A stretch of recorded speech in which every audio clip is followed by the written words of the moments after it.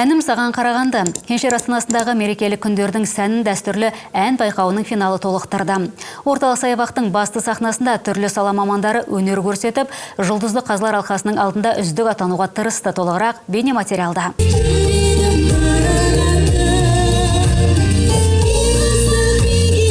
Ән байқауы шаһарымызда дәстүрлі түрде өткізіліп келеді. Жыл сайын қатысушыларға белгілі бір тақырып ұсынылып, кейін іріктеліп алынады. Биыл тақырып Конституция мен кеншілер күніне арналған.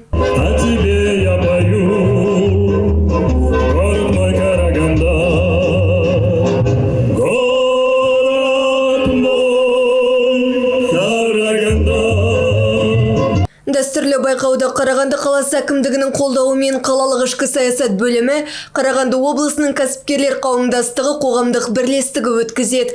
Байқауға қаламыздың түрлі мамандық иесі қатысқанымен оларды біріктіретін жалғыз нәрсе бар. Ол әнге деген махаббат. Екі жұлдыз есебінде болып орындалады. Біреуі жаңағы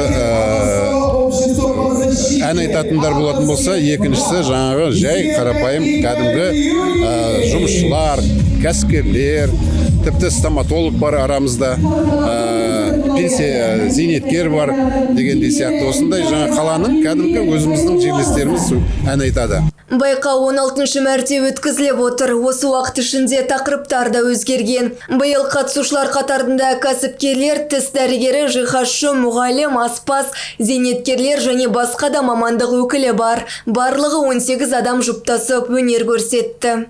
Впервые участвовал в 2015 году. Алғаш рет 2015 жылы қатысқан болатын. Сол жылы ассамблеяның мерейтойлық жылында гран-при жеңіп алған едік. Биыл енді бағымызға қарай бұйырғанын көреміз.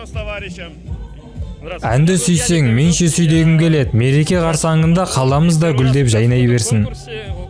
Бағалау кезінде тек вокалдық шеберлік қана емес, қатысушылардың артистік қабілеті де назарға алынды. Сондай-ақ композицияны таңдау мен сахналық костюмдер де маңызды рөл атқарды. И всегда каждый год қатысушыларды бағалау әрқашан өте қиын, өйткені барлығы да өнерлі. Бүгінде шешім қабылдау оңай болмады, бірақ әрине қатысушылардың талабын көріп көңіліміз жайланды. Әнім саған қарағанды жобасының ұйымдастырушыларына шексіз алғыс айтамыз. Соңында жеңімпаздар ерекше Қарағанды Оскары сыйлығымен марапатталып, барлық қатысушыға арнайы дипломдар табысталды. Финалда кеншілер еңбегіне арнап жазылған Кеншілер астанасының гимні орындалды.